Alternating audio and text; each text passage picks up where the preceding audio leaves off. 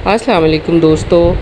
आज से आपसे दोबारा मुलाकात हो रही है और मैं आपको एक बहुत खूबसूरत सीनरी दिखाना चाह रही हूँ। और ये एक बाहर का मुल्क है।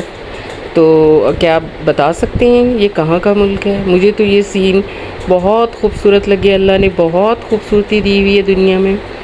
तो जैसे मैं एडमायर करती हूँ दुनिया को, आप भी कीजिए और प्लीज़ कमेंट में बताइए कि ये कौन सा कंट्री है।